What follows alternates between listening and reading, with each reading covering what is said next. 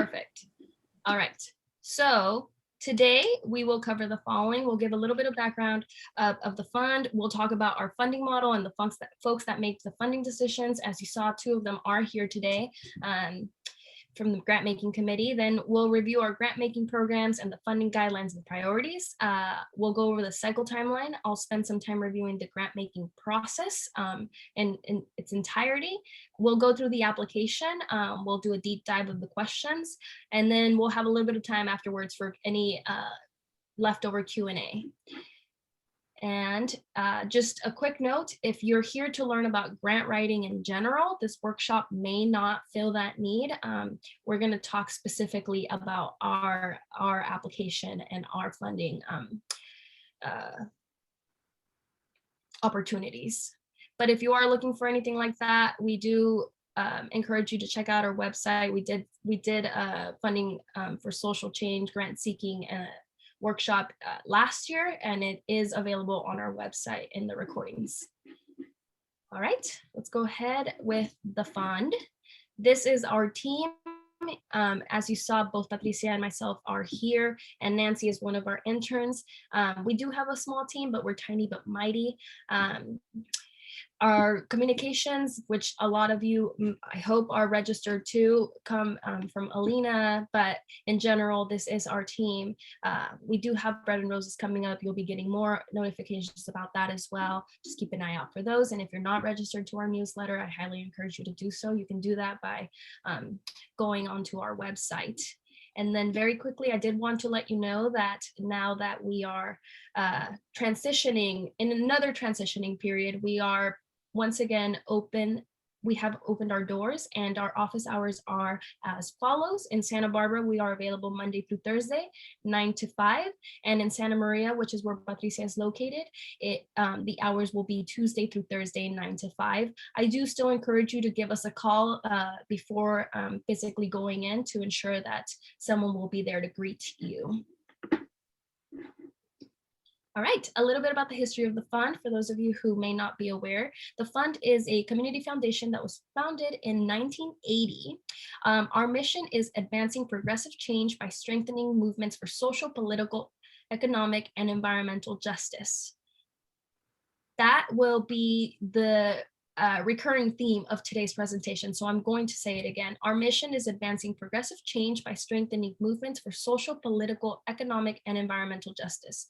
We were born from a movement post-civil rights era. Our founders were all supporters and activists of different social justice movements, some of them pictured here. And they noticed that foundations almost never supported their activist-led progressive work or their politically engaged work or work that was quote unquote considered more controversial. And so they after noticing this, they decided that they wanted to seek out a way to create an alternative community founding model. And the fund was born. Patricia, would you like to? Sure. So, you know, we're one of many foundations that use this model across the country, and we used to be part of the funding exchange, which is now no longer an official organization, but that there is this model across the nation, and we do have partner organizations that use the same motto of change, not charity. And what makes us like you is that we fundraise just like you. So we have over 900 individual donors that help raise the money that we grant out every year. So we understand kind of, you know, your position of having to fund your programs and your budgets every year. As I mentioned, our motto is change, not charity. We are unabashedly progressive. We do not make any apologies for that. And we do support, as Tanya said, projects that really focus on institutional and systemic change, where we can make the biggest impact with the small amount of dollars that we do give out. So that said, you know, our focus again is social change, and you know, this addresses the systemic root causes of social, economic, environmental, and political, and I'll add racial inequalities in the effort to elevate those inequalities, but also the underlying conditions and circumstances that bring them out. So that is, when we talk about social change, that is what we're talking about. Our model is unique in that we are activist led. So we have, of course, our board of directors, our staff, but we have our decision making body is made up of activists throughout the county. And, they have their ears on the ground and are familiar with, the initiatives and the campaigns and the projects that are going on throughout the county. Our grant making committee, as I just mentioned, are made up of activists across the county. This is a current list, but not a current picture. Of course, as many of you all have been, we have been in a shutdown, and so we did not have an in-person meetings anytime last year. So this is, I think, 2019 picture. I do encourage you all to go to our website and read their bios. This is your audience. I'm sure many of you know some of the folks on our grant making committee. And so as Suzanne and Rachel and Jen stipulated in the grants workshop that Tanya referred to earlier, you really do need to know your audience so that you can write to them. But these are the folks who make funding decisions. So with that, I will jump right into our strategies. Yeah, give me 1 second before you jump into the strategies, because I really do want to make that clear that we do employ a participatory grant making process. So Patricia and I and anyone on the staff of the fund do not make any kind of funding decisions. The funding decisions solely are made by the grant making committee. The structure that we have in place, and we have since our beginning, fully empowers the grant making committee to make the most effective use of the dollars that we fundraise, as Patricia mentioned earlier. With our specific model, the donors defer the funding decisions to the activists, aka our grant making committee. So in this way, you are able to think of staff as an ally in your approach to GMC, because of the fact that we're not able to make any of the funding decisions. This allows us to provide support to applicants and host these types of workshops for you, where we can really do a deep dive and give you some good footing in your way to approaching the grant making committee. And I can't remember if Patricia mentioned this, but if she didn't, we do have the bios of all of our grant making committee available on our website. And as Patricia said, this is your audience, and we do encourage you to know your audience when you're writing an application to the fund. And if you'd like to learn more about each of them, you can visit our website to read their bios. Okay, Patricia, back to strategy. Yes. Thank you for elevating that. It is important that staff, so you can email me and Tanya and Marcos as much as you'd like, but we don't make the funding decisions. So I really encourage you to get to know our grant making committee members. Although we do not encourage direct lobbying of our of our GMC, which is different. So moving on to our strategies. So as many of you are aware, and why we're here is for our grants. And so after 40 years, we did a deep dive into the work that we do during our strategic planning a few years ago, about 3 years ago.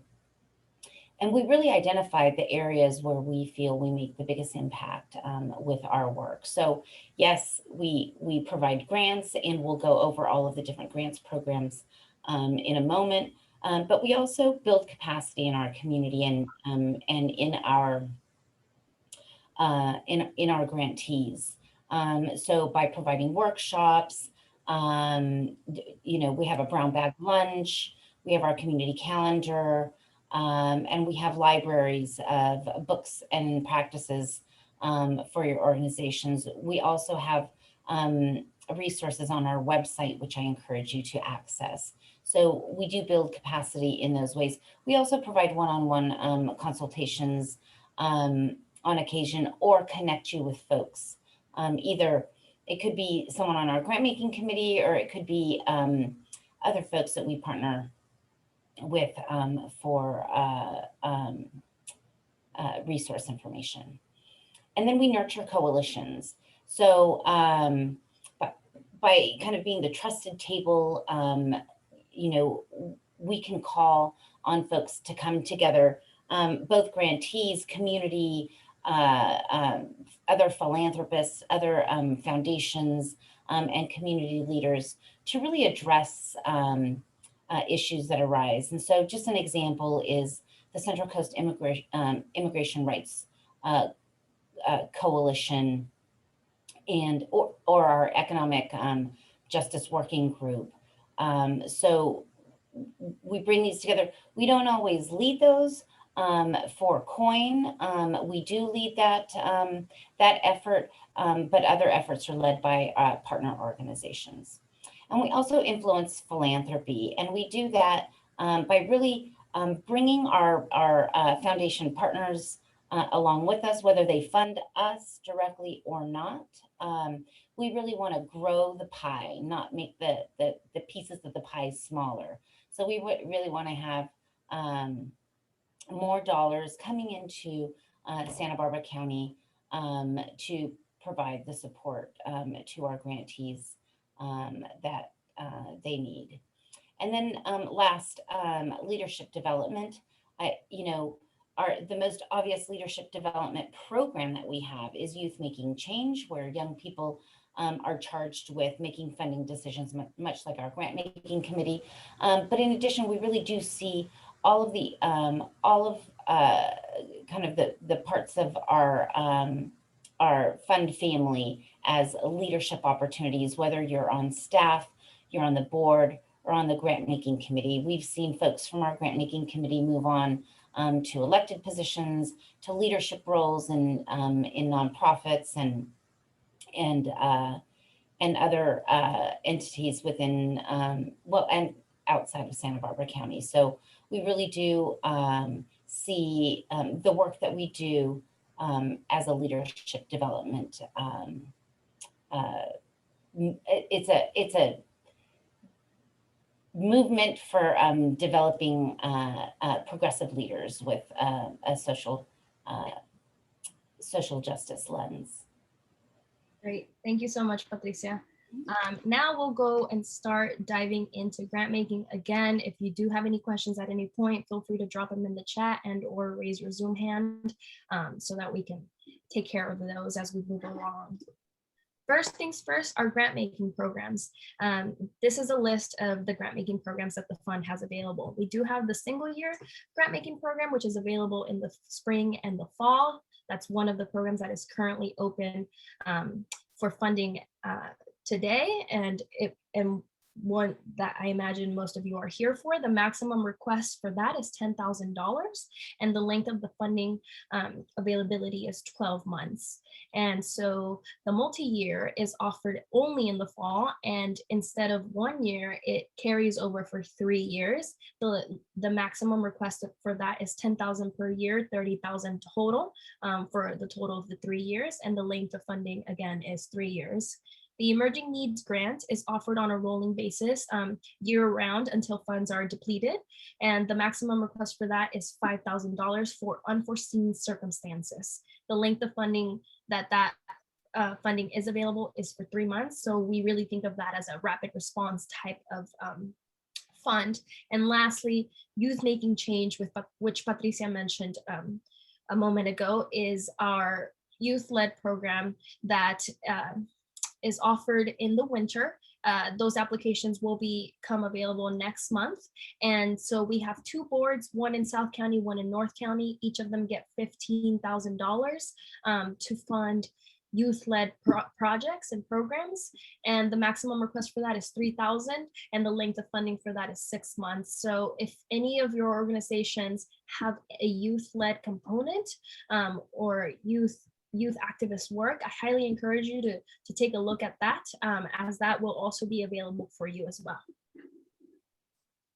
And then very briefly, just want to mention that we do have all of our grant making history available on our website. If you'd like to learn more about the projects that have been awarded in the past, including the past spring, which was just awarded back in June, feel free to take a look at those to give you an idea of our funding.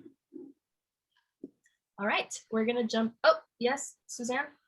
Yeah, I just wanted to make a point when you brought up the grant making history, just as a tip for potential grantees, people looking at to fill out an application. Looking at the history of what's been funded is a good idea in terms of being able to position your project and know what kinds of things the grant making committee has prioritized in the past for funding.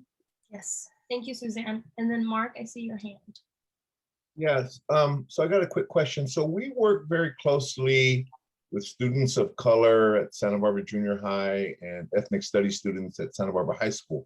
And so I'm wondering if we could partner with them in a student-led project, but we wouldn't necessarily be the ones programming, so to speak. It would be kind of through their advisors. It's kind of a challenge because they're kind of district-based with the school district. And so there's a little, this might be the wrong term, a conflict of interest, but I just think that those students and those youth could really use some support in what they're trying to do in the community as far as their outreach, understanding activism, community service, and advocacy. So I'm wondering if there might be an opportunity to talk later, or there might be a fit if we could act kind of like a conduit or an agent for that. Yes, As far as, yeah, I'm sorry. Go ahead, Patricia. Yeah, as far as it's related to youth making change, Mark? Yes. Yes. Okay. Yes. So yes, that is absolutely the case. Youth Making Change also has a grant application workshop when they're ready to launch. So please look out for that. You'll be able to register for the grant application workshop, which I believe happens in October. And they'll be able to answer all the kind of nuanced questions about that, but in kind of like in a nutshell, yes. And we can talk more about that offline. Yeah. And then finally, I'll just say that that type of support that I think you were describing, that's what we call a fiscal sponsor. Right. So you could act as a fiscal sponsor for the youth group. Correct. Very good. Thank you. Of course. Grant application, we're going to go into the fall cycle calendar. The multi-year cycle calendar looks very similar. The only exception is that it's a 3 year, so just repeat this 3 times. Because as I mentioned, I didn't mention this before, but I did want to elevate that because of our grant making committee and the way that our grant making is structured, there is a minimum of 15 people reading each application, depending on how many folks we have on the grant making cycle or the grant making committee that cycle. This in turn makes our funding cycle a little bit longer than others. As you know, we released our request for proposals last Friday, July 23rd, and applications will be due on August 16th. That's a Monday and at 11:59 p.m. A week before that, Monday, August 9th, we do have the proposal review deadline. I'm going to go over that in more detail momentarily, but this is an optional review that you can submit to staff via email, and we can provide some feedback and guidance as to your application. And then after the deadline, once the grant making committee determines who will be receiving a site visit, they will start contacting folks between September 22nd and October 20th to conduct the site visit. And then finally, funding announcements will be made early December, and the grant award celebration will be on December 7th. Funds will be dispersed, as I mentioned, in December. And then there's a progress report due 6 months from when the funds are dispersed. And then in that 12-month period, we do expect funds to be expended, and a final grant report is due in December of 2022 at the 12 months mark, or whichever comes first. All right, we're gonna get into the funding guidelines. Patricia, would you like to? Sure, thank you. So this is why you all are here, I think, starting aside from the actual application, this is where everyone should get started in really understanding what the funding guidelines are and what we fund. So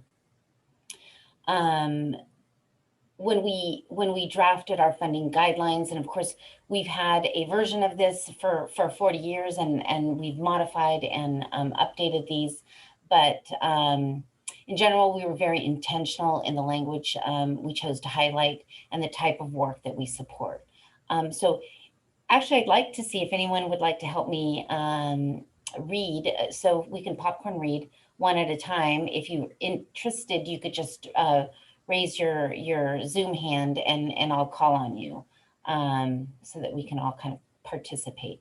So we could read one at a time. Great, Ana Rosa. Funding guidelines. We invite applications from groups that actively support anti-discrimination based on race, sex, gender, age, religion, language spoken, or immigration status. Yes.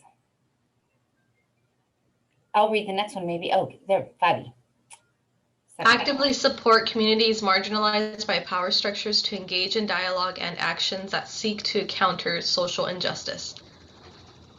Thank you. And Nadia. Actively work to improve the rights of workers and their families whose living conditions have been marginalized. Fantastic, thank you. And I lost my place. Promote the culture of underserved communities and support the activities of cultural workers. I'm going to loop back around since y'all volunteered. Now I'll voluntold. Anna, you want to get the next one?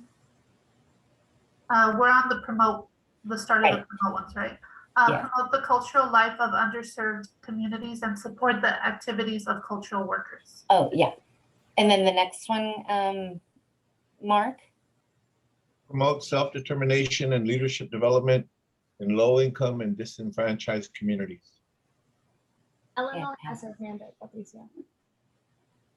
I'm sorry, who? Oh, Eleanor. Yep, got it. Promote global peace and organize locally for just policies. Yes. And did I see someone else? I can read the next one. Work on building coalitions to enhance improving environmental justice and address climate change, especially organizing a constituency usually without access to decision makers. And then engage in collaborative action and coalition building to strengthen movement ecosystems, work against community violence, and actively support recovery and restorative justice activities and initiatives.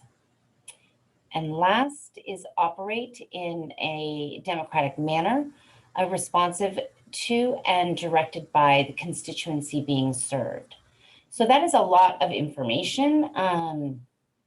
Does anyone have any specific questions on any of those that we can elaborate on?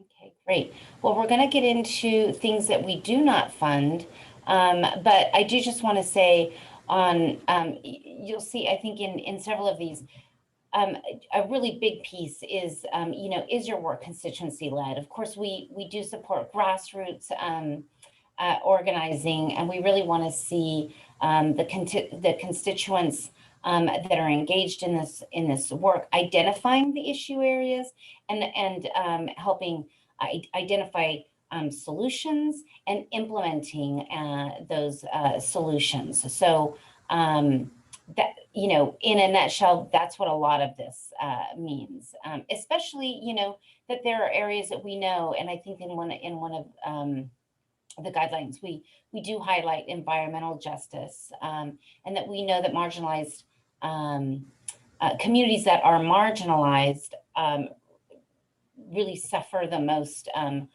when it comes to environmental impact. And so we want to see those folks engaged in that work. Let's jump into the funding priorities. So Can I add a comment there, Patricia? sure, Yeah, but absolutely. on the guidelines, we really do take the guidelines very seriously and have them before us as we're reviewing proposals. But I'd also like to highlight really demonstrating that you're aware of the ecosystem that you're working in, so that if there are other organizations who are also working to support the constituency that you're aware of the work that they're doing and really trying to dovetail, so that you're not asking us to fund redundant programs, but much more of that coalition building and trying to make a broader impact in the region. Thanks, Suzanne. So moving on to our funding priorities. So I love this slide because we didn't used to share it, but I was on the grant making committee.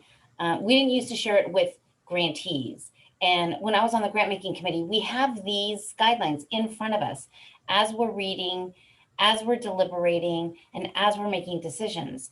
So these are the questions that the grant making committee, I'm still on the grant making committee, that the grant making committee weighs on and leans on to make decisions when the decisions are getting tough. So I really encourage you to weigh your proposal using these priorities. So the guidelines, basically, this is what we're asking. This is what the grant making committee is asking themselves. The guidelines: does the project have the potential to create or advance social, economical, political, racial, or environmental change? And then, of course, we say refer to the guidelines. So priorities are the elements of community organizing, lobbying, direct action, base building, coalition building, or legal strategy included. So are there elements of any of these things in the proposal? And then, does this project lack access to funding? Would the project go forward without the support from the fund? So, you may think that maybe like a huge organization that has a significant budget wouldn't meet this requirement, but sometimes these larger organizations are doing some kind of out of the box thinking that maybe their traditional funding isn't available for. And so maybe they'll come to us to get a pilot project going or a project going. And when it gets some traction, they can use our dollars and other dollars as leverage to engage additional funding, whether it's donations or other foundations. The critical timing and need. Does the organization have the capacity to reach their social change goals? Are the key players familiar with other organizations in the same field to further the goal of movement building? So this is kind of referring to what Suzanne was talking about. Do you know who the other players in the issue area that you're tackling are? Sometimes we make those connections. Sometimes when I'm just starting to talk to folks, they'll be like, yeah, we have this idea. And then I'll be like, yeah, did you talk to such and so? You should connect. That's not to say that we're being prescriptive or directive, that you have to partner with other organizations, but we do want you to have a level of awareness of who the other players are and what's different about the way that you're addressing. If it is different, what's different about the way you're approaching that issue? Because there's more than one way to skin a cat, I think is the saying. That's terrible. I should think of another one. So the impact of funds. How clear is the budget outline? How well does the budget support the project's social change goals? Will funding help start up the organization, stabilize the organization, or leverage other funding sources?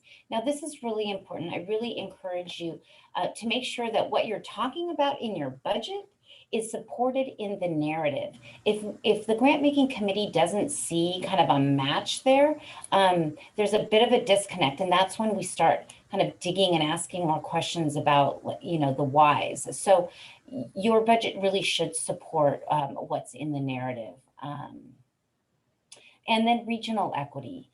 Will this project help the grant making committee achieve its objective of providing equity in funding throughout Santa Barbara County? So is the work taking place, you know, in the far reaches of our county? Now, you don't have to do the work out there, but, you know, sometimes, you know, Cuyama, Guadalupe, Los Alamos, folks, you know, mid-county areas where sometimes there's not the organizations that are doing a lot of this work. We really want to make sure that we attain regional equity in our work. And what will fly possibly in Santa Maria might not possibly get funded in Santa Barbara because you know, there's different constituencies at different levels of their work. Any questions on the funding priorities? Again, I really do encourage you to have these, and we have downloadable versions of this in the application. I encourage you to print them, and as you're working on your proposal, making sure that you're noting these questions. I see that Ryan has his hand up. So you emphasized like knowing other organizations that are doing similar work to yours. Do you want us to write that into like our proposals, or is that just something that you want us to really like locate like organizations doing this work in the area, and with the coalition side of it, like showcase the coalition that's being built? Is that what I'm understanding? So in the application, we're going to review a question that talks about coalitions or collaborations or partnerships. So we can talk a little bit more about it there, but you don't necessarily have to be partnering with them. But if you're doing the same work, or if you're tackling the same issue area as another organization that we might be funding, I think I think it would be good to distinguish, what is different about the way that you're doing the work, and we'll go a little bit deeper into that, Ryan, when we go into the application. Now, this is just local, right? What about statewide coalition building? Is that appropriate, or is this just for local, like coalition building? Yeah, absolutely. If you are part of a statewide coalition, we would absolutely love to know about that. Awesome. All right. Thank you so much for that clarification. Appreciate you. You're welcome. And then last, we're going to go into just real quickly what we do not fund. So we do not fund political campaigns that support specific candidates or a political party. So, but I always like to kind of on the other hand, we do support campaigns on ballot measures and initiatives. So those we can absolutely do. And we actually encourage nonprofits, because 501c3s absolutely can participate in those sorts of activities.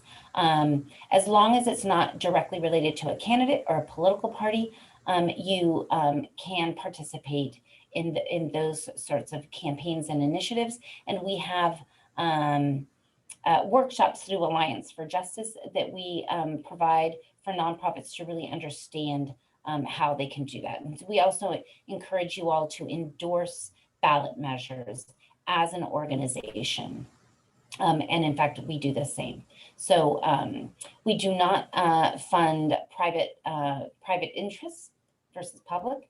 We do not fund direct labor organizing or projects providing direct service without a social change component. Again, mutual aid that is connected directly to a social change component, like base building or mobilizing folks, we have funded in the past, but a direct service without a social change component, we would not consider. Direct support to individuals, we do not support.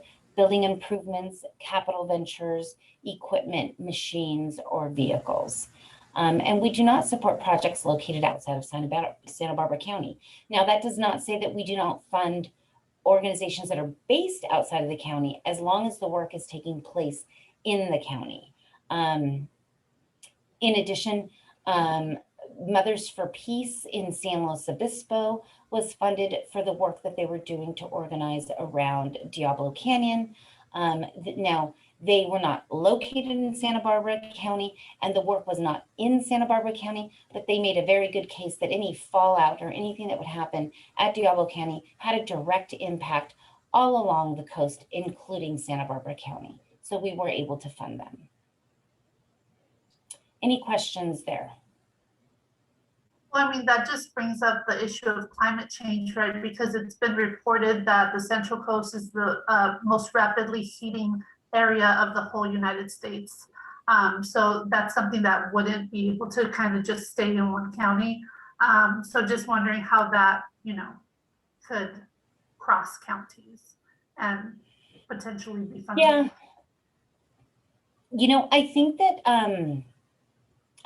like I said, you know, Mothers for Peace did a really great job of making the case, and you know, of how their work impacts the entire coast. I think that we could definitely, you know, talk about it, and of course, you know, the work that's happening in Oxnard, that COSLED. Help me remember what that that project was. The Puente power plant? Yes, thank you so much. The Puente power plant, you know, I think that, you know, larger projects like that, I think that in the proposal, making the case might be. Now, would it in the deliberation process through the grant making committee rise to kind of meet the critical timing over projects that are definitely clearly based in Santa Barbara County? I can't, you know, as always, I can never promise that that is gonna fly. So we could definitely have, Suzanne. Yeah, I was just going to say that a case can easily be made for working to mobilize members of the Santa Barbara County communities to engage in lobbying the effort that you're promoting, especially if it's going to have a significant impact in Santa Barbara County, north and or south, and you know, mobilize the constituents on behalf of the initiative. Absolutely. Are there any other questions before we move on to eligibility? So very briefly, I'm going to go over first the general cycle eligibility, so the fall grant, and then touch upon the multi-year. So your project should meet the following in order to be eligible. The first is that it has to meet the funding guidelines, and then, you know, underline social change component, not be direct service, and then have a tax ID number or an employer identification number. If you are applying as unincorporated, we're going to ask for the employer identification number. If you have tax exempt status or a fiscal sponsor, then we'll be asking for the tax ID number. Have an organizational bank account. Unless you're applying with the fiscal sponsor, then we'll ask for the fiscal sponsor's organizational bank account. Must not be currently funded, and this means that for example, anyone that was funded in the spring that still has current funds available to them will not be able to apply for the fall unless they can prove that they will have depleted the funds by then. And then the budget and the planned activity should fall within that 12-month funding timeline that I shared with you earlier. So the activities and the budget should start in December when the funding becomes available, and then go through December 2022. We do not fund retroactively, so any work that took place before that, the fund would not be able to pay for. And so in addition, for the multi-year, in addition to meeting the general eligibility guidelines, you must also have a significant funding history with the fund. We consider that to be about 3 cycles or more. And that application is not readily available to the public. If you'd like to know, to see if you are eligible, we encourage you to contact grants@fundforsantabarbara.org. And then ultimately there is going to be an eligibility form that you'll fill out before jumping into the application. And the purpose of the form is to help you determine that the fund is a good match for your project. And really the key is to understand that the fund prioritizes projects with a social change component and does not fund projects providing direct services without a social change component or direct support to individuals. Just things for you to keep in mind. And our grants portal. So last cycle we were, oh, I see something in the chat.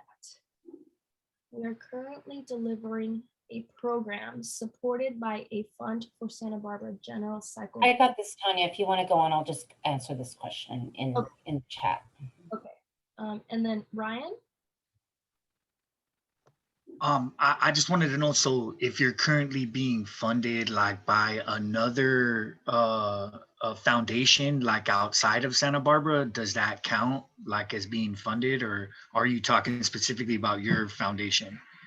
Sorry, I should have made that clear. Yeah, specifically being funded by the fund. Okay, cool. All right, thank you for clarification. Yeah, thank you for asking. Okay, so last cycle we transitioned to an entirely electronic grant process. And then, so in order to apply for a grant to the fund, you will need to create a free submittable account with your email and or Google credentials. I highly encourage you to create this account with the email that is linked to the organization or group for which you are applying for funds for. Our grants platform works best on Google Chrome, Firefox, or Safari. Just please keep in mind that Internet Explorer is not supported at this time. And we did gain some benefits from going electronic. And some of them is that you can collaborate on the application with your colleagues. There is an option to click on invite collaborators, and there's no limit to how many folks you are able to invite to collaborate with you. The only thing that I do want you to keep in mind about this is that regardless of who is invited to collaborate, the person who drafts the original version of the application will be the only person that will be able to submit. And with that, the person that submits will become the main point of contact for us about the grant application. Just some things to keep in mind in case you foresee yourself going on vacation or some organizational changes forthcoming. The other thing is that there is an autosave feature that allows you to save drafts and come back to them whenever you want. So the autosave, I believe it happens every 30 seconds, but if at any point you decide that you need to hop off, you're able to scroll down to the bottom and select save a draft, and then you can come back, log in, and all your work will still be there when you're ready to pick up where you left off. Fabiola? I just checked it out on your website just to make sure I could find the link. And if our organization's interested in the multi-year, would we be getting a separate link? Yes. Okay. So we just send an email to the grants. Okay, thank you. Of course. And then just keep in mind, if you find the application at any point to not be accessible to your needs and would like technical assistance, please contact us at grants@fundforsantabarbara so that we are able to provide that support for you. As Fabiola just mentioned, she did go to our Fund for Santa Barbara /apply to where you'll find this submit button. This is the button that will then take you to our portal. And it is located in the same webpage where you all went to register for the workshops after you read the guidelines and the priorities and the cycle timeline, which I've already covered. Again, it says here that the person that's able to submit is the person who created the first draft. Just keep that in mind. And then one thing that I do want to mention is that we did create an application checklist that you are able to download to help you gather any documents or any information that you will need in order to successfully submit a complete application. That's available for download in that same webpage, right next to a downloadable version of our funding guidelines and priorities. Just two things that we hope will be beneficial to you in drafting your application. All right, so once you click that button, it would, I don't know, let me, okay, perfect. Once you click that button, it'll redirect you to our portal. Our portal looks like this. And once you get into our portal, you'll first see our mission again, and then our vision, which we love clearly, our funding guidelines and priorities one more time. And then you'll be able to see what funding opportunities are available. As I mentioned, the Youth Making Change grant will become available in next month. So you won't be able to see this because I'm in admin mode, but that will become available once it opens. And so the application that you would see is this one. And as Fabiola already pointed out, the multi-year would be coming directly from the grants email. So once you hit apply, you would see this. And this is our application. And Patricia and I will go through this all together. First things I want you to notice is that, again, we have created the downloadable links here for the application checklist and the guidelines and priorities. Here is where you would see the invite collaborators button. I don't have it because I'm in admin mode, but it looks like a little human. And then it'll say invite collaborators. Another thing I want you to note is that anything with the red asterisk is going to be a required question. And then I have added little clues throughout the application underneath each of the questions to help you answer that narrative. Keep that in mind. And finally is that there is some questions have word limits. And the beautiful thing about Submittable is that it counts your words for you as you go. And if you do happen to go over the limit, it'll give you a message in red telling you that you've gone over the limit. So just keep that in mind. And then let's see, did I miss anything? Yeah, the word count. Okay.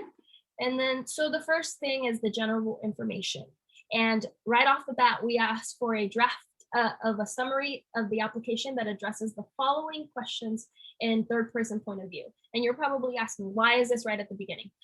Well, first, I'll tell you that you do not have to go in order in the application. You can skip around. And I encourage you to do that and leave this question for the end. The reason that this question exists is because while the grant making committee is able to access your entire application, this summary is directly shared with the board of directors, which is why we ask you to draft it in third person point of view so that we as staff don't have to wordsmith it or do anything to it. We share it exactly as it's written and it's shared with us. So as I mentioned, I do encourage you to come back to this once you have drafted your application so that you have a better understanding of what it is you're summarizing here. And then we'll get into the oh, yes, Suzanne. Yeah, and I'll make a comment about this too. This sets the stage for the grant making committee to know who you are and what you're doing. And be careful not to use acronyms, and don't make the assumption that everybody knows what you know about the ecosystem that you're working in. So that can be kind of tricky for us if, we don't all have the same areas of expertise. Yes, thank you. Thank you for elevating that, Suzanne. And last I will add, just to encourage you that not to use bullet points, just do a straight narrative. That answers the 4 questions. Mm-hmm. Right, that answers the 4 questions. Thank you. Perfect. And so now we'll get into organization information. We want the name of the organization or group. This is the name of your organization, not of your fiscal sponsor if you happen to be applying with one. If you are, we'll ask for it in a moment. And then we'll move into project name. This is the project name that you've given your project that you are applying for. And then we'll ask you if your organization has 501c3 or 501c4 tax exempt status. If you do, great, you'll hit yes, and then you'll specify which of the two it is, and then you'll give us your tax ID number. If you do not, you will say no, and then we'll ask you if you're applying with a fiscal sponsor. If you are, then you tell us yes. Note that fiscal sponsor is defined here in case folks are wondering what exactly that is. And then you'll give us the name of the fiscal sponsor, the tax exempt status of the fiscal sponsor, and the tax ID number of the fiscal sponsor. If you are not a tax exempt and you are not applying with a fiscal sponsor, then you would select no. You can skip this. As you can see, there's no red asterisk. And then the tax exempt status that becomes available to you is unincorporated. And then the thing to note is that if you are applying with unincorporated status, we will be asking you for an employer identification number. You can visit the IRS website here, linked on our page, so that you can apply for one. And then we'll also ask you for a charitable purpose statement. Let me go back to this. And I'll just add here real quickly that if you are applying under a fiscal sponsor, that we will need the fiscal sponsor's letter of determination. So, not just the numbers, but we'll need a copy. You'll need to upload those documents. So just making sure that you're not scrambling at the end trying to get it in. Make sure to ask your fiscal sponsor for the copies of those documents at the when you start writing the application. Mm-hmm.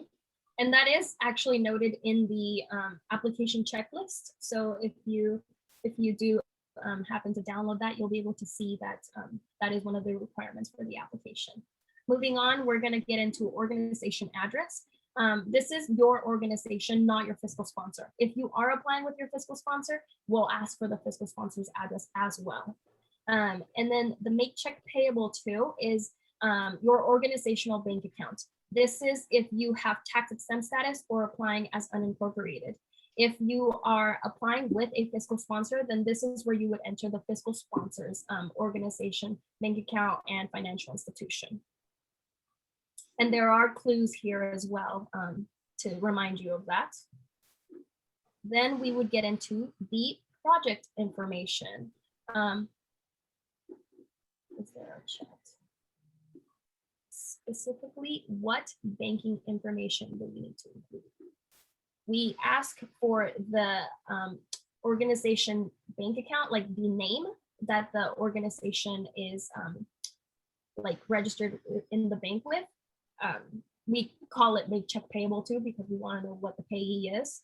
And then the organization bank account financial institution. So what bank it is.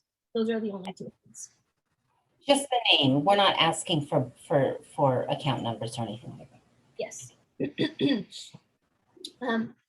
So for project information, the first question is just basically in 25 words or less, tell us what exactly the funds will be used for. And then you will tell us what the amount requested is. Again, remember that it must not exceed $10,000 for the general grant. If you are doing a multi-year, the question will ask for the per year and then total. And then it'll ask for the type of request, whether this is to benefit a program or a project or general support. And then you'll tell us if the project has received funding from the fund in the past. And then what the total project budget is. And then you'll give us the project budget period start and end dates.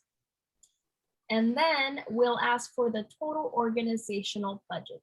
And this is your organizations, not your fiscal sponsors if you are applying with a fiscal sponsor, and your fiscal year start for your organization. Patricia, is there anything you'd like to add to anything I just covered? Okay.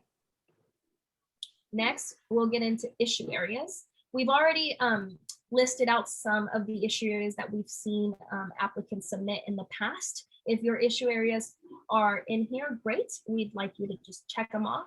If, for example, you do not see your issue area, well, you can select other and then give us the issue areas here. Use commas to separate. We don't need full sentences. We just need the issue area. Yeah. The strategies, same thing. We have some strategies listed out for you. If the strategy you are planning on using is not readily available, select other and give us a strategy that you will be using. Constituency. Again, we have some listed for you based on previous applicants that we've received. But if the constituency that you're planning to serve is not available, please tell us what it is. And lastly is geography. If your project will be benefiting folks countywide, all you need to do is select countywide and move on. However, if your project is specifically targeted at, say, South County, you can select South County and then tell us what city or cities, like Santa Barbara and Carpinteria, for example. If for any reason your region, your geography region is not available in these lists, you can always select other and then tell us what the region is. Again, use commas to separate. And then we'll get into contact information. This is your contact information as the submitter. We'll ask for your name, your title, your phone number, and then we'll ask if the proposal is selected for a site visit. Are you the submitter, the person that should be contacted to make site visit arrangements? This question exists in the event that organizations have grant writers that aren't necessarily the main point of contact for the project that is being addressed in the proposal. If you are, great, you select yes and move on. If you are not, you tell us no, and then you will identify who the best site visit contact is, their name, their phone number and email. And then you'll tell us which days are the best days for a site visit interview. The one thing I do want you to keep in mind here is that the grant making committee is doing a Tetris of site visits. So the more availability that you're able to provide, the easier it is for them to be able to schedule a site visit with you. And we'll move on to the application narrative. Again, just to note that each question does have a word limit. The first one is actually the longest one with 500 word limit. And this is because this is really where you do a deep dive of the outline of your proposal, your project's history, the purpose and objectives of your specific request to the fund for Santa Barbara.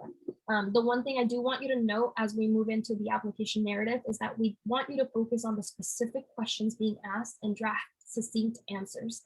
Really break down the specifics of the question and answer that.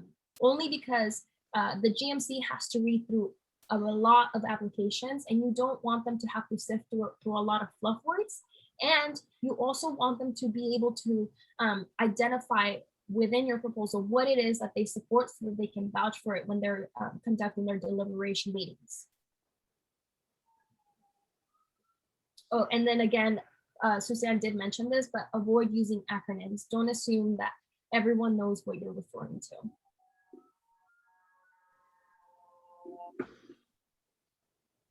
Patricia, would you like to go over this question? Sure. Again, I think that in the guidelines, this is something that we, and throughout the workshop, we've tried to elevate. We really want you to talk about how this project is social change rather than traditional charity or direct service.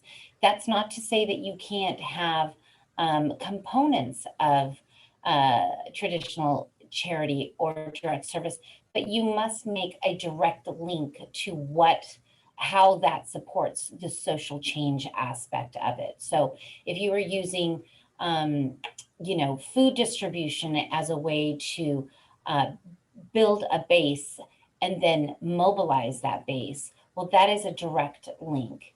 And then have, specific examples of, where you're turning people out, how you're mobilizing people, and how that in turn is impacting, changing, a policy or a system. And then I love the little note, the notes that Tanya put underneath all of the applications are fantastic. Just great reminders of what really you should focus on. Mhm. The next question is, describe how the project is enhancing community capacity to build and mobilize power and addressing the root cause of your issues. Tell us if and how you're working with other organizations and developing effective networks. And I know this question did come up earlier. So this is where that would be addressed. Keep in mind, we're Suzanne, not. can I interrupt? Yeah. Can I? Oh, I'm sorry to interrupt.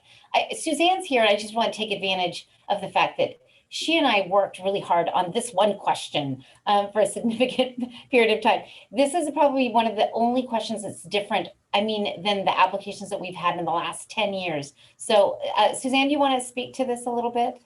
Please. Well, I think it goes to the strategic mission of the organization that really wants to have a broad regional impact in the work that it does. And so, because it's a grant-making organization, then it's important that the questions that we ask you tell us how you're going to help the fund meet its mission. And so you are a participant in the organization then. And part of the idea here is to show that you really do know the community and the other organizations in the issue area you're working in, and try to work as much together to enhance the region's capacity to solve this big problem, whatever it is that you're addressing. So we thought that there were many levels at which that could be happening, just demonstrating an awareness of these organizations, actively, all the way to actively collaborating with them, to do joint MOUs and whatnot. So there's a range of a few questions in here that ask you to just kind of think of that along a continuum of possible organizational capacity to solve the problem in the region. Thank you, Suzanne. And along with that question is, if you are working with community partners, how would you describe the relationship? We're not being prescriptive, but we do want to know if you are and how. So for example, if you're cooperating, you would select cooperating, and then you'll be able to give us the name of the organizations that you are cooperating with. Next question is, what is the demographic makeup of your organization's leadership, membership, if there is one, and constituency? Demographics. So again, a lot of these go back to our guidelines. Our guidelines encourage that we support grassroots organizations. So we want to see that the constituency that is benefiting from this project is also taking part in the decision-making process. At some point in the application, we will ask for a list of key participants in leadership. And we hope to see the constituency reflected in that. What the GMC is looking for here is, does the leadership affect the community that the project aims to serve? Suzanne, would you want to add anything to that? Okay. Describe your organizational structure and governance. How are decisions made and priorities set for your group? How is your constituency involved in the decision-making process? Again, constituency-led work, constituency-led work, constituency-led work. Talk about. Yeah, this is to speak to the democratic, to the last funding priority on there. Talk about how involved your constituency is in the decision-making process and how they affect the work that you do. The grant-making committee wants to know if this is a top-down project, or if you are or at what levels you are engaging the constituency and incorporating their voice. This is simple. Please provide 2 references. Anyone that can speak to your project and knows it well, they can be part of your constituency, your key stakeholders, other leaders within the project who understand it and can discuss it. Activity timeline. Patricia, would you like to go over the activity timeline? Sure. So again, my internet is a little unstable for some reason, but so I've taken my camera off. But the activity timeline, we really want you to just to kind of share, when things are happening, how it's related to the objectives that you've outlined, and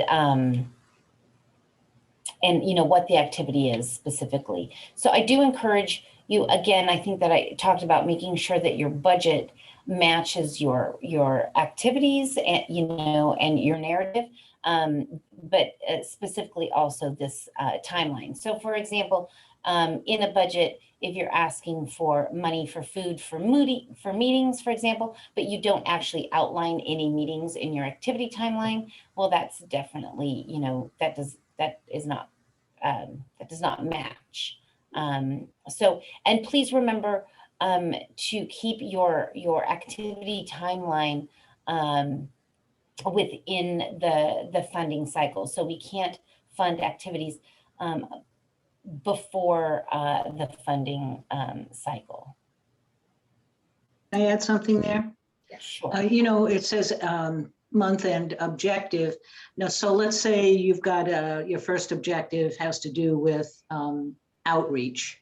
You might have more than one activity associated with that objective. And that's okay, obviously. Mm-hmm. And then, the next month, another objective and, 2 or 3 more activities related to that objective.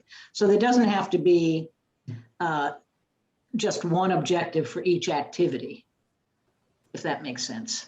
Mm-hmm. And then a good way to differentiate the objective is what you plan on doing, and the activity is how you're going to do it. And what are the anticipated outcomes, and how will you evaluate the effectiveness or impact of the project within your proposed timeline? Who will benefit and how? So I would add to this from what Tanya just said about objective is what you're going to do, activity is how you're going to do it, outcome is what's going to be different by virtue of doing it. Yes, exactly. And we do let applicants set their own determinants of success, but we want to understand we want to understand like what the beginning point is, and then as Suzanne just said, and what will be different afterwards. We understand that outcomes look different for each project, and we also understand that they're measured differently for each project. Just keep in mind, we're not asking for a formal evaluation process. If you have that, great, but something as simple as just a narrative from a constituent or an interview, sorry about that, have an idea of how you will measure the effectiveness of your project is at the core of this question. Can I add another comment? That, you might have multiple outcomes going along with the question about, community impact and collaboration and the like.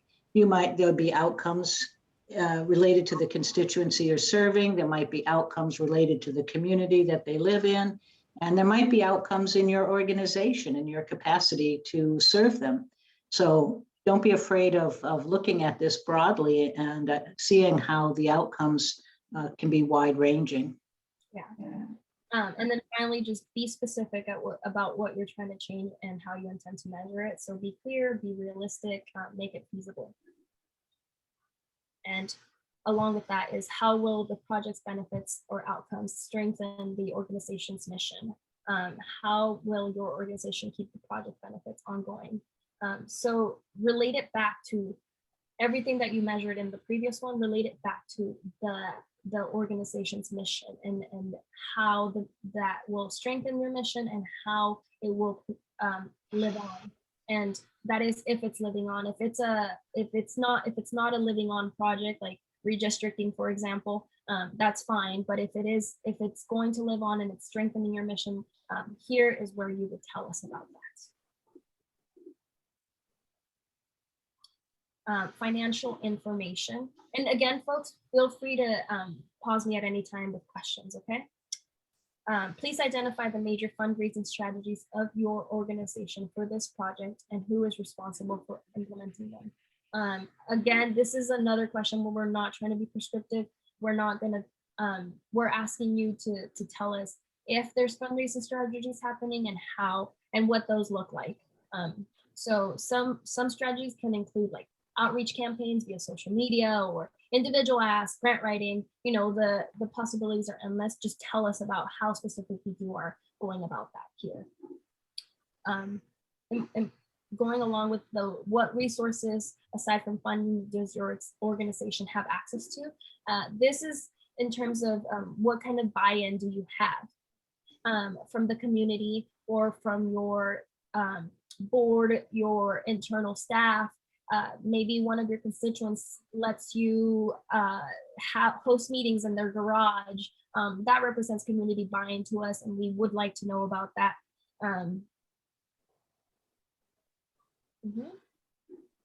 It doesn't necessarily have to be money, just keep that in mind. And then what resources aside from funding does your organization have access to? Or wait, did I mess up the question? No, we just went over it. What resources aside from funding does your organization need? And this isn't saying that the fund is going to be able to solve all the problems and provide everything that folks need, but this is a question that we can then take back to other funders, other partners, other community foundations, and say, look, this is what our community is telling us that they need. How can we work together to address some of these?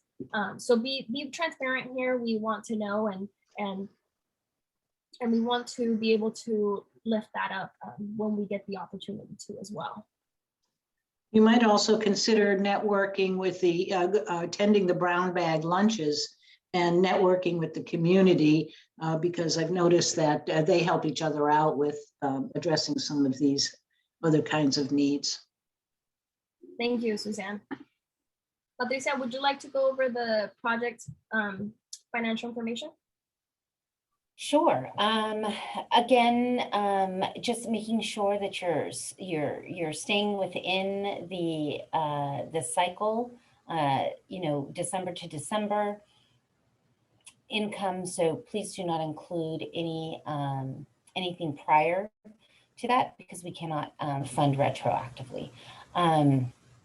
We would like to see so. On the funding, what you're bringing in is, you know, what you've secured, if it's pending, if you're going to do a fundraiser, just an estimate of what you think will come in, and of course, kind of the self explained here, month and year anticipated. So going down, that will auto calculate to the total there, and then when you go into your expenses, we really would like for you to include, you know, of course, what the expenses in the notes and explanation. It's nice, like if you do, you know, X amount of dollars for food for X amount of meetings, you know, and, you know, if you're doing a breakdown, you know, X amount of dollars per meeting for X meetings, right? So that we kind of know more or less how you came to that amount, and then that way there's just like less questions. You know, all of the information is on here. Also, if you're asking for payroll, you know, if you're, you know, for staff, kind of being specific on what those things are. And as you go down your expenses, your total expenses, of course, so there's the column of what the total expense is, and then how much you want from the fund. So let's say the total expense for a staff member is, you know, X dollars, but you're only asking the fund for a third of that or half of that, or, you know, a percentage of that. So you're going to put that in the amount requested from the fund. So when you go down, the amount requested from the fund total should not exceed $10,000.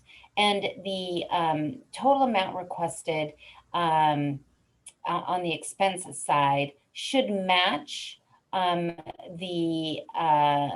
your total expenses should match up to your total income. And then we ask you that question down below, does your total expenses match the total income? And it should be 0. And that's just to double check, and if it does, great, and if it doesn't, go back and check, because it absolutely should. Again, just keeping in mind as you're doing your budget, making sure that you could that what you're asking for in this budget, you can support in the narrative. Yeah. Yeah, I can say something to that, as you know, I probably would, Patricia. This is Suzanne loves budgets. It's kind of a thing with me. But, you know, when I'm doing, in the past, when I was writing grants and doing the activities, I'd have a side sheet that said, okay, what am I going to need to implement this activity? Is it going to be a personnel? Is it going to be a supply? Is it going to be mileage? So that's, the budget is basically your activities in dollar form. So there should be a direct correlation there. And so when you're doing your activities, you know, keep in mind, what is it going to take to implement this in dollars or resources, because some of the resources might come as in kind, as it were. And finally, the only thing I'll note is that in order for the amounts to tabulate automatically, we ask that there is no special characters added, just add the numbers as is. That way it'll automatically do its thing here. And then 102, that's a long number, because I want to show you what we mean by the balance out at zero. So say I have $15 and my total income is $15. My total expenses need to be $15 as well. So I'll add my $15 expenses there, and you'll see that this stays at zero. But if I were to say my total expenses are $20, then this is not matching and balancing out at zero. You don't have to do any math here. It's just doing it for you, and it's just to help remind that the total income and total expenses should match. And then again, that the amount requested from the fund for the expense, so say I'm only requesting $5 from the fund out of this $20 here, should not exceed $10,000 and should match the amount that is being requested for in the proposal. And that question exists right below it. I confirm that the total amount requested from the fund does not exceed 10,000 and matches the requested amount in the grant proposal. Now, if full funding is not available, we do ask for your organization's highest budget priorities. You can list those here. And then finally, the additional information, as I mentioned earlier, we do ask for a list of key participants involved in your project. First name, last name, and key responsibilities. List of the board of directors or governing body if you're an incorporated. First name, last name, title. And then if you are applying with a fiscal sponsor, you'll see this question here. List of the board of directors of the organization that is acting as a fiscal sponsor for the project. And then Patricia alluded to this earlier, but we do ask for a copy of the organization's 501c3 or 501c4 status. This is if you are applying with a tax exempt status or with a fiscal sponsor. If you have a fiscal sponsor, this is the place where you'll upload the fiscal sponsor's determination letter. If you'd like to see a sample, we have linked one for you here so that you know what exactly it is that we're looking for. Bobby, sorry, I missed it. I had a question. Do you want to finish this part about the uploads? And then my question was clarifying something Patricia said about the budget timing of what. Let me finish this section and we can go back to it. Thank you. And then finally, the other question that we ask is to upload a copy of the State of California Franchise Tax Board Determination Letter. This is different from the federal IRS letter. There's a sample attached here if you'd like to take a look at that. And again, this is only for if you are applying with a tax exempt status or with a fiscal sponsor. If you have a fiscal sponsor, the fiscal sponsor's letter would be uploaded here. Finally, there is an optional attachment that you do not have to add, but if you'd like, we give you the space to upload a document of your choice that helps the grant making committee understand your organization or project better. Okay, let's go back to the budget question that you had. Yeah, so I just wanted to make sure I heard this right, that I understood it. If you're applying for the multi-year or the single year, Patricia, did you say that we should include activities and all those things starting in December? So doing December to December? Yeah, you can do December to December. I mean, so I know we typically do like, a normal, fiscal year would be January to December. But if you're funded, you get your checks in early December. So if you wanted to do work from December to December, that's okay. Okay, that's really helpful. Thank you. Mhm. To that question, sometimes it's helpful to give a little background information. And if that's the case, do that in your narrative, not in the actual budget or activities timeline, to put the context for what it is you're doing now. Great. Thank you, Suzanne. And then finally, one thing I didn't mention, if you are applying as unincorporated, these two questions will not be made available for you. Instead, we'll be asking for a charitable purpose statement for your organization or group. And Yeah, then, and your statement of charitable purpose is literally just a paragraph of what kind of describes the work that you're doing. So, I mean, I don't want anybody to freak out that you have to have some huge document. A statement of charitable purpose is, and I think it describes what we're asking for, but it's a paragraph. yes, and there is a word limit, so you'll see I believe it's 250 words. It's a short paragraph. Did I see? Okay, thank you, Fabiola. Finally is you're right. We are a little bit over time. I do apologize about that. We're almost done, so just give me a couple more minutes. This is the section where you'll acknowledge the agreement, basically stating that everything is true to the best of your knowledge, and then that you are submitting the form with the consent of a board of director or someone from the governing bodies if you're unincorporated, full knowledge and endorsement. You'll put your name, last name, the date, and then you'll actually be sending it to a board member, or if you're unincorporated, someone from the governing body to also complete the exact same knowledge and acknowledgement and agreement. And that's it. Again, the save draft button is here if you need to save and hop off at any time. And then once everything is filled out, the submit form button will become available. Let me go back to this. So then upcoming deadlines. For board signatory, is there a way to send it to people? Is a board member and their assistant? No, there isn't. It's only one email. It's only allotted for one email, so only one person. Eleanor. And then Nadia? Yeah, so just to clarify, for the multi-year grant, the deadline, everything is the same. We just need to, but we do need to email this email to get pre-approved before filling out the application. That's correct. Okay. It's virtually the same, except for the activity timeline. It covers 3 years as opposed to the span of 1. And then the budget and financial information, it covers 3 years as opposed to 1. And there's like 1 or 2 questions that are added to discern the buildup of 3 years. But that's really it. Everything else. Okay. Okay, great. And if we're not accepted for the 3-year, are we able to be considered for the single year, or can we fill out both applications, or is that not necessary? You wouldn't have to, because you would know before starting the second application if you were going to be accepted for the multi-year. Okay, got it. Thank you.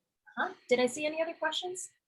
I had a question, but I see it says optional on August 9th, so I'm good. Thank you. Okay, yes. So this is going back to staff being allies in your approach to the GMC. This is an optional proposal review that we offer. And the way to take advantage of this is to submit a 1-page max description of your project. a draft of your budget and a list of your key organizers and participants. You can submit that to grant@fundforsantabarbara.org by 5 p.m. on August 9th, and we will be able to provide some feedback and guidance to you. I do encourage you to submit way before August 9th if possible, because we take them as they come in.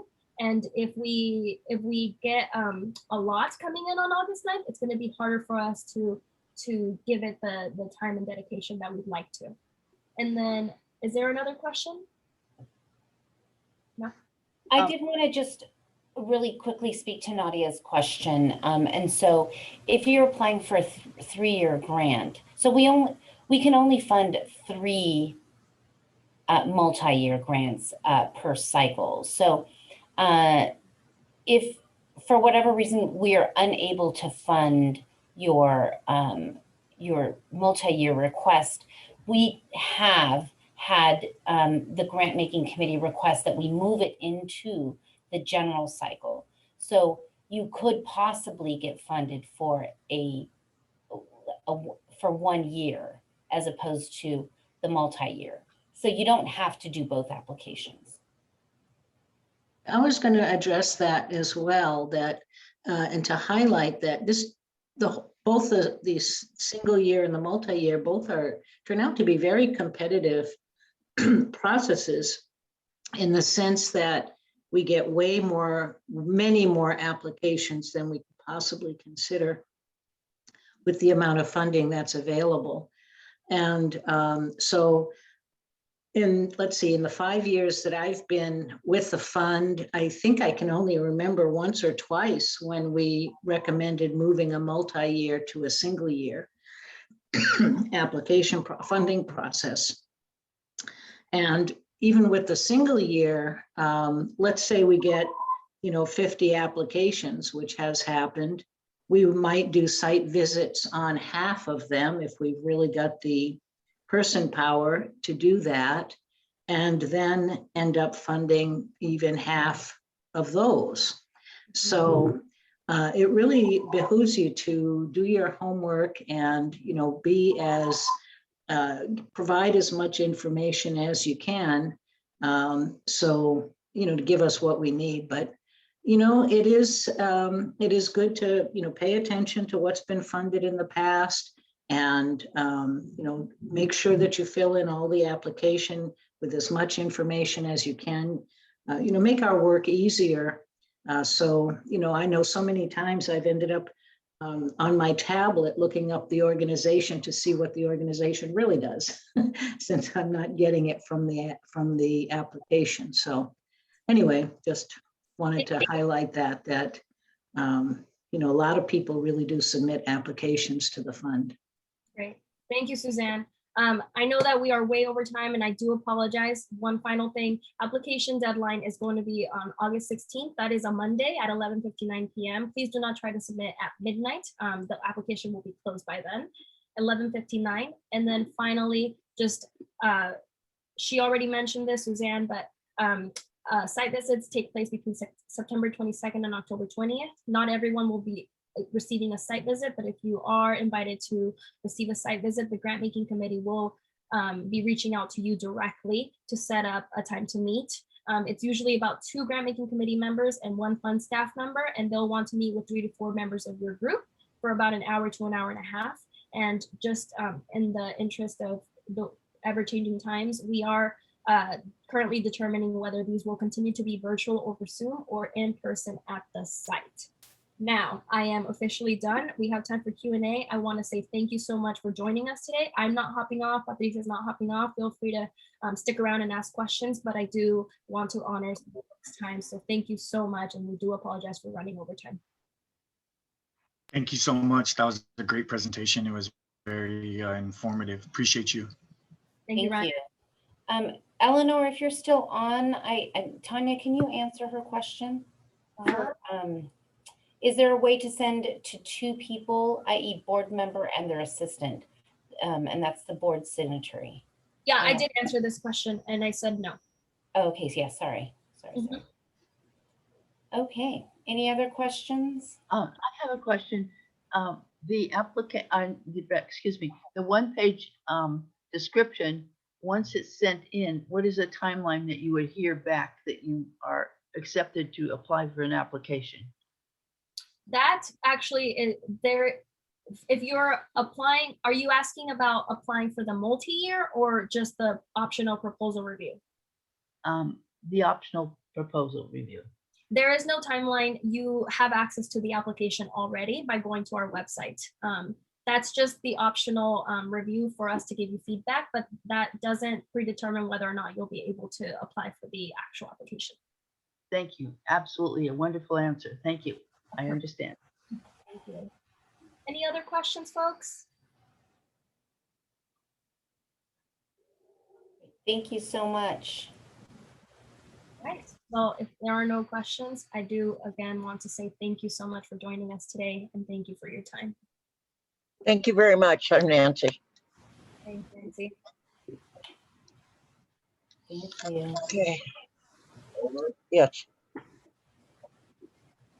Thank you, Diana. Thanks, everyone. Thanks, Wendy, for joining. Yes, thank you, Wendy. Thank you. It was a wonderful presentation. Thank you very much. Very informative. Thank you, Linda. Thanks so much, Linda. I appreciate it.